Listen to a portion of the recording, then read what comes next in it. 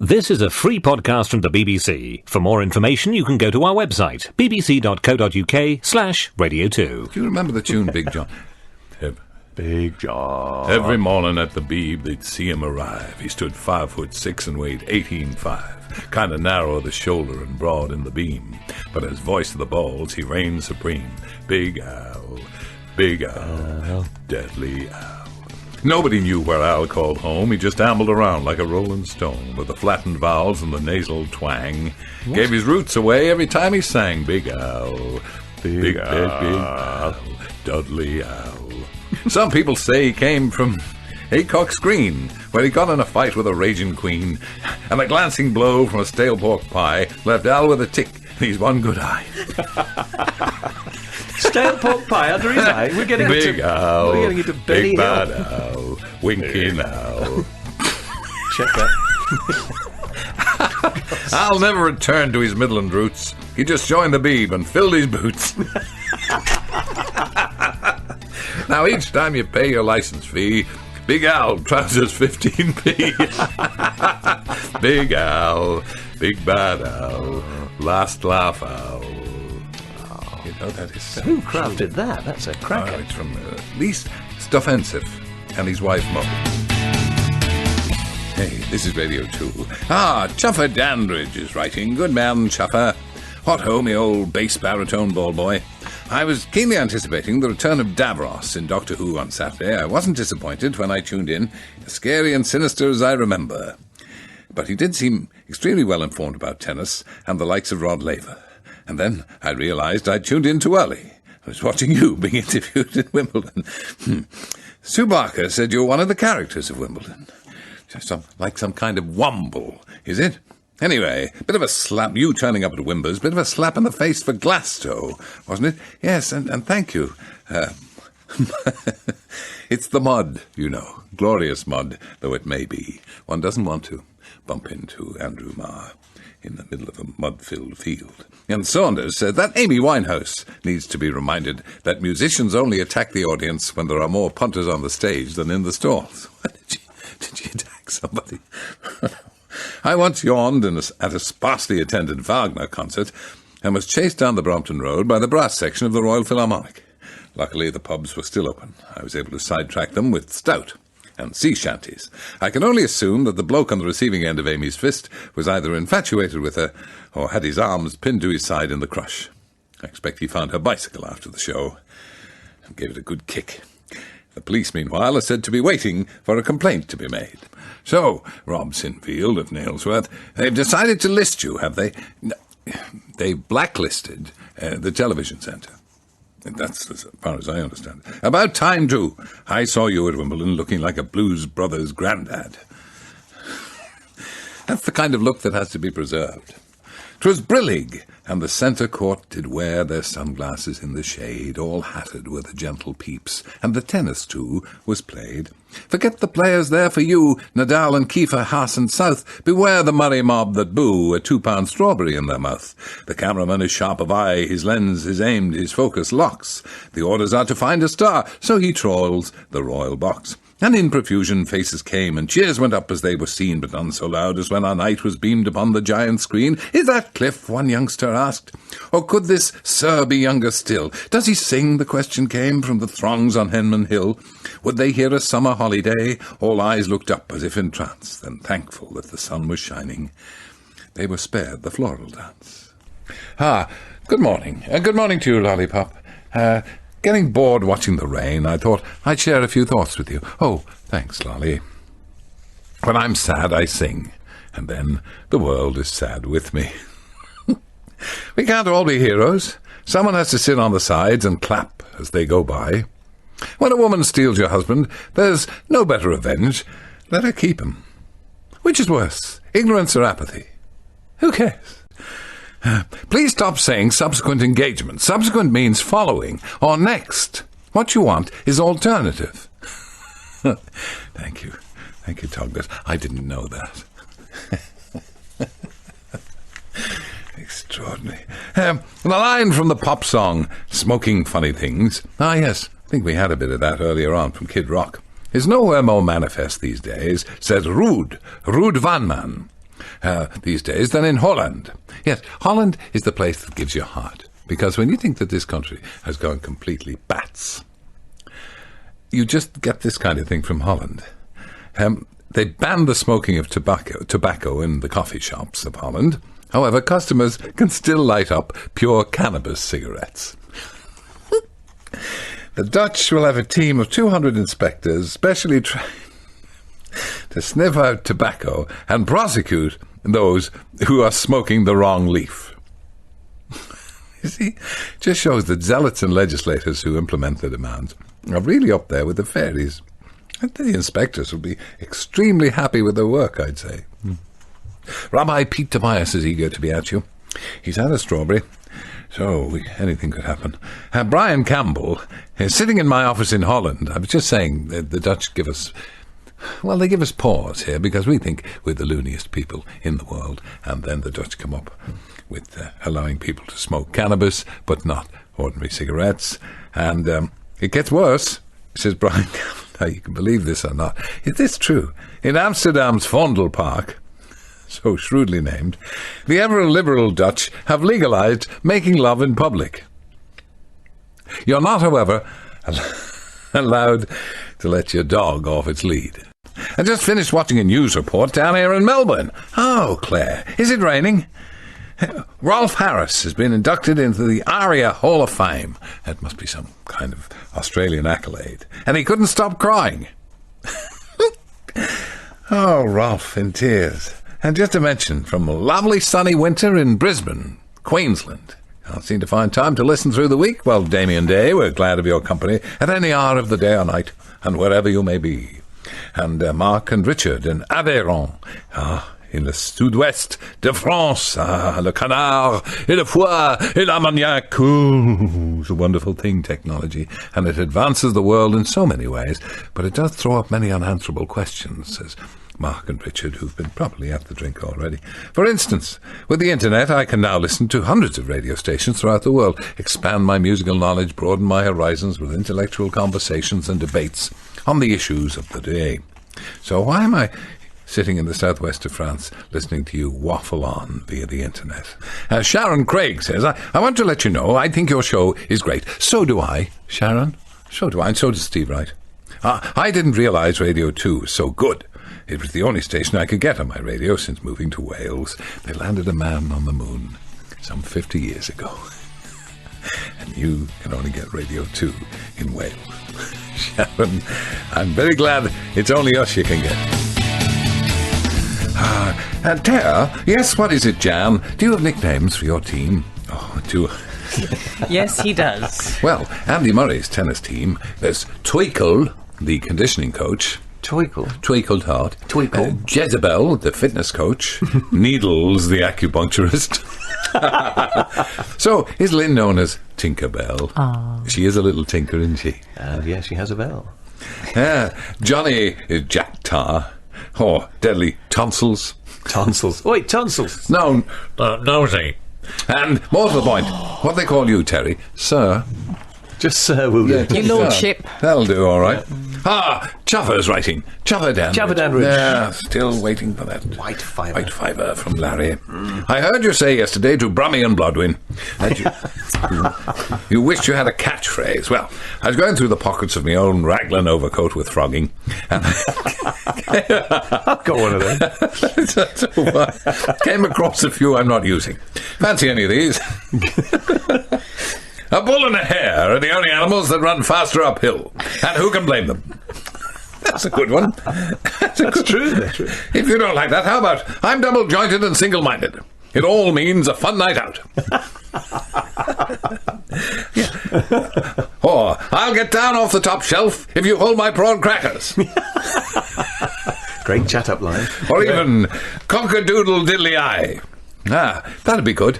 Cock-a-doodle-diddly-eye. I mean, we were asking yesterday about catchphrases. I was saying Tommy Trinder, old Trinder, former chairman of Fulham. He had a catchphase. He did. What was it? You know, I've forgotten it from yesterday. No, well, it was Jack Warner's. You lucky people. You lucky people. Mind my bike.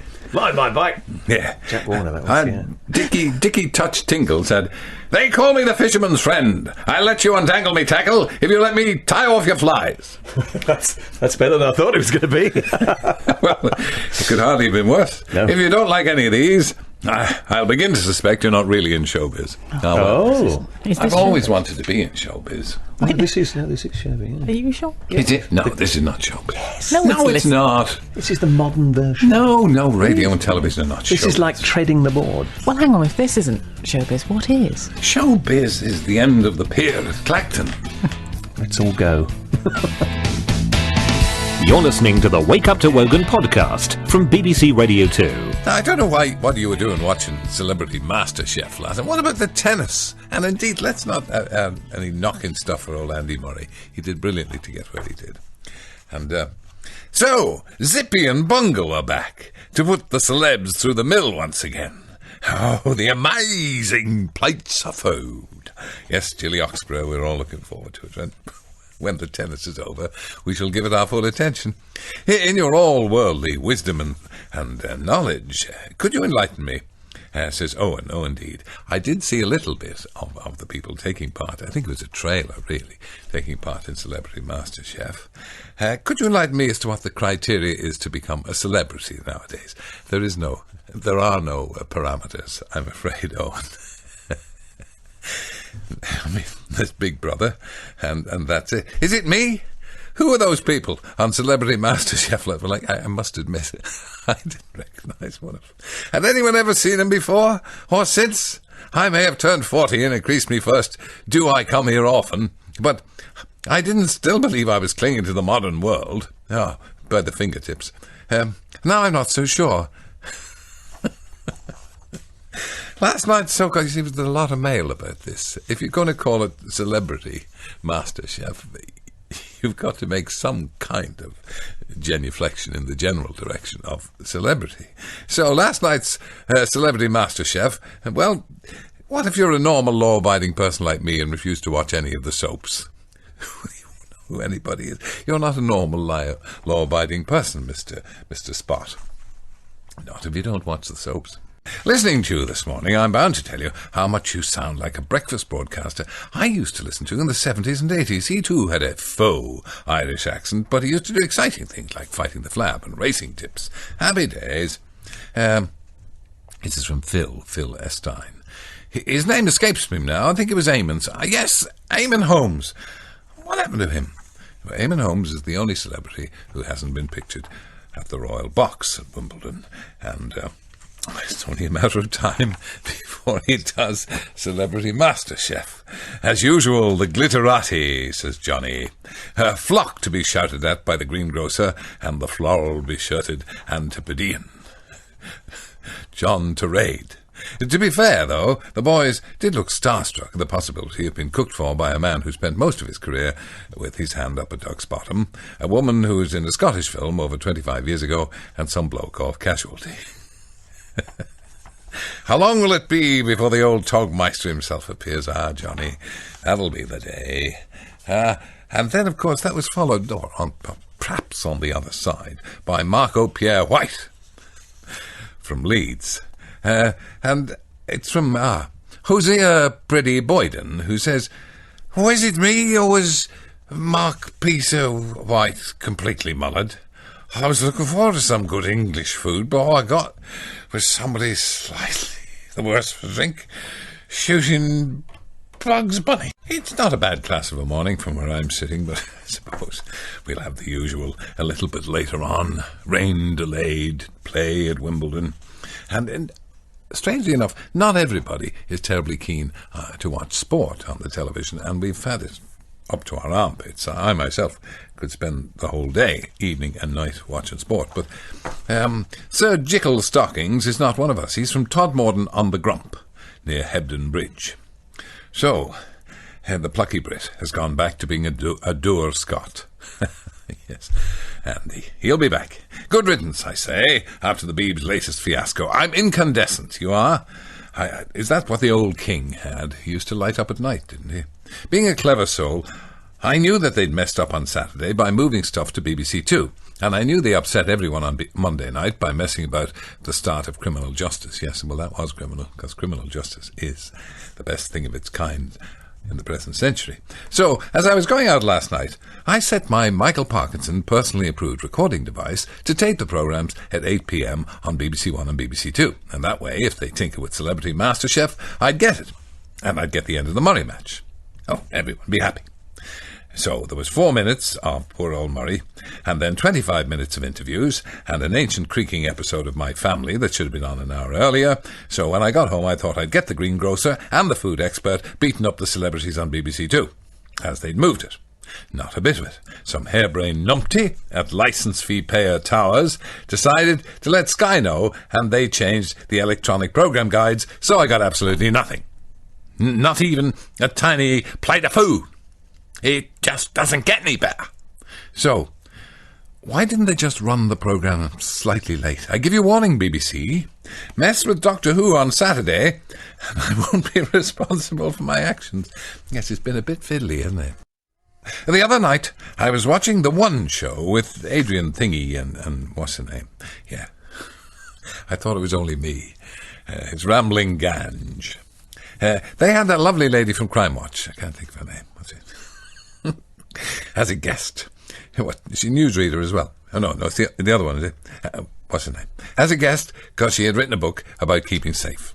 And she suggested you shouldn't leave your door unlocked, even when inside, because some fiend might follow you in and bump you off. And she reminded us how important it is to carry a personal alarm in these days of mugging and violence. Well, the thing is, where do you get one?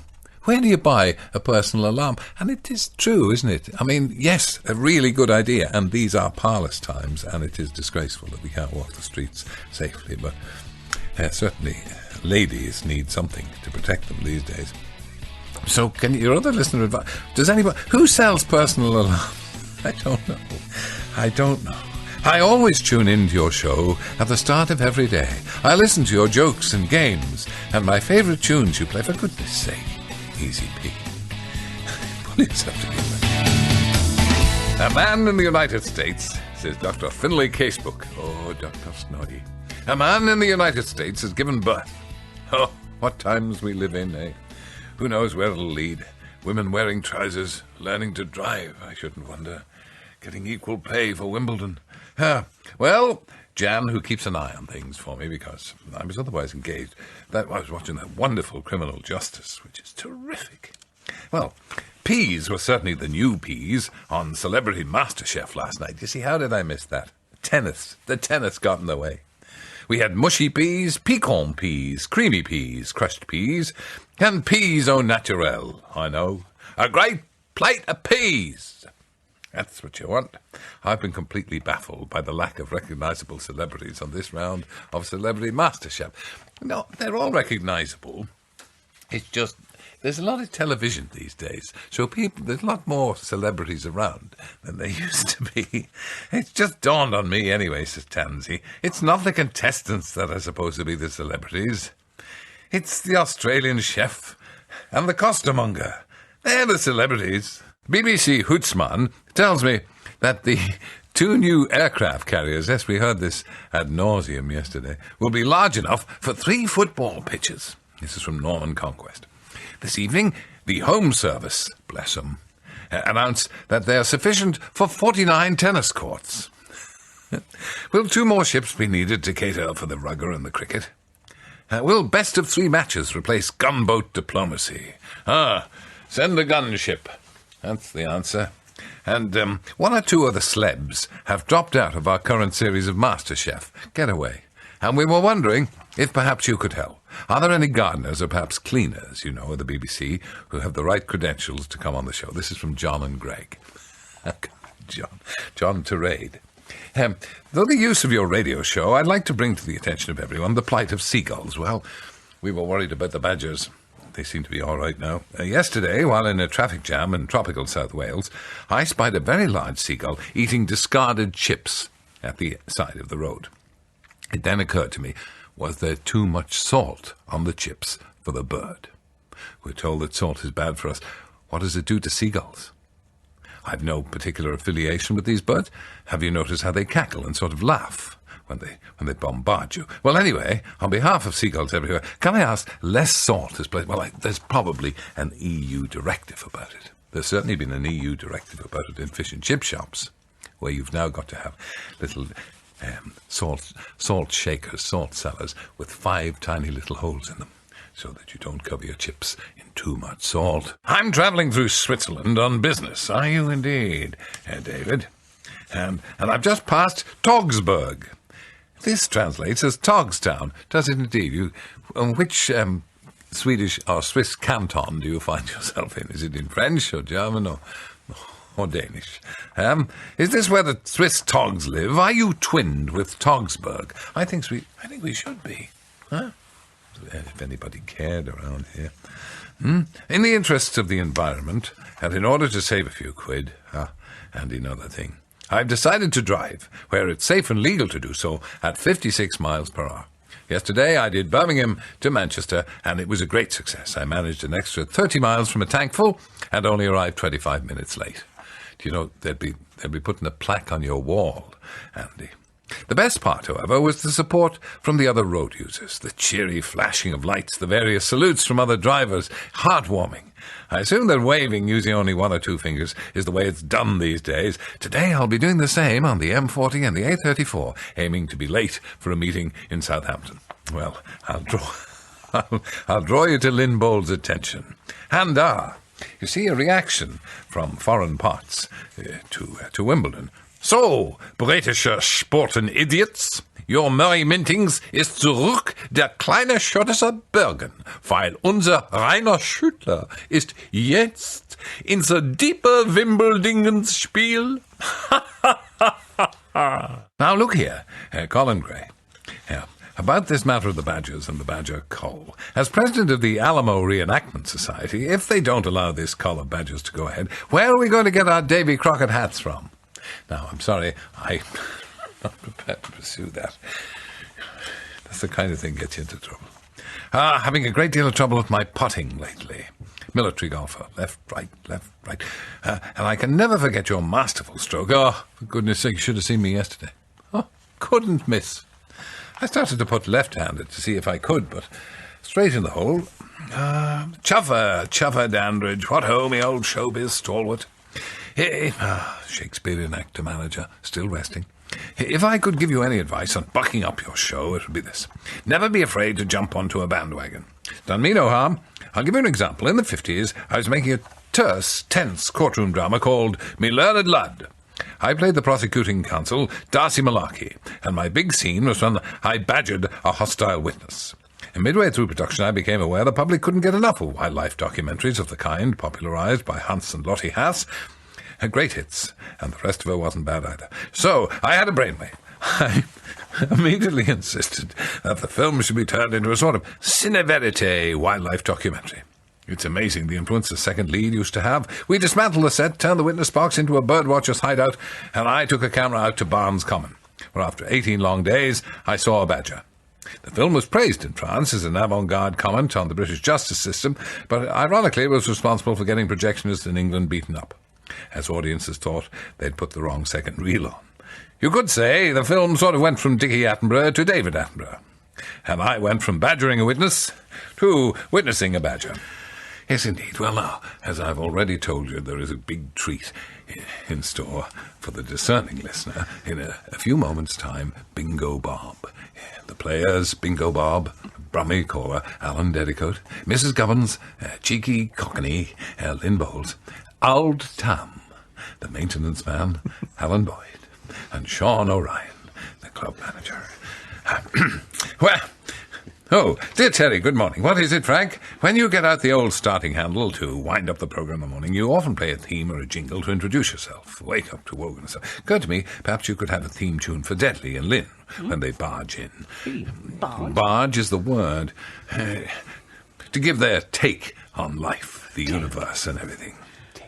Ken Bruce played Lynn out just before midday yesterday with her personal theme, Sexpot. That's sung by Tom Jones.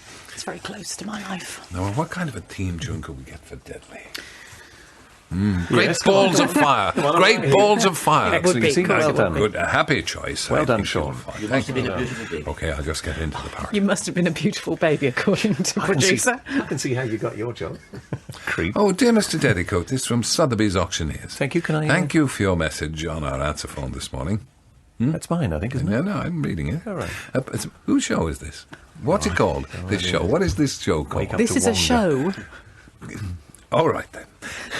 We'll work that out later. Apparently, it was something to do with a Tom Jones recording from many years ago, recorded in the toilet for enhanced acoustics. We'd expect such an item to be sold for a high price. The fact that you are a radio idol with a fan base of millions, Dedicoat, will not, I fear, make a recording of you and John Marsh singing sea shanties at the Silver Sleeves pub in Wheelston after closing time worth more than a few quid. It's our understanding there's a market for such things, but they tend to be bought by lonely women of a certain age, or desperate stalkers. Nor do I think the inclusion of some of your saucier Paxman range underwear would make the recording more valuable. And please, no clothing from Mr. Marsh. Oh, no. I was thinking more of the David Beckham underwear myself. That's the sort of that would fit me, don't you know? Yes, indeed. Have you got an adequate supply of rugby socks? Bingo Bob. The players, Bingo Bob, Alan Dedicoat, Mrs. Gubbins, Lynn Bowles, Old Tam, Alan Boyd, Typecast, Sean O'Ryan. And that isn't.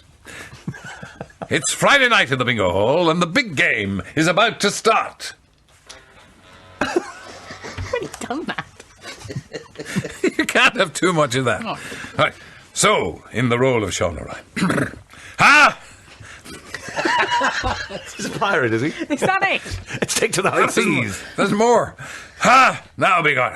'Tis time for the big game, ladies and gents. So, look at a bit of order and a big Wheelston Bingorama welcome to your caller, Bingo Bob. All right. Right, what is a parrot? Right. How's it going? Right. Eyes down for a full house. Busted. Nobody talks like that. Busted. Come on. I can't understand a word he says. He ain't from round these parts, is he? It's Barbara Windsor. Right, here we go. 1 and 2, 3. 2 fat ladies. Lovely grub. Injured centipede. Legs 11. Injured centipede. Lucky 7, 5.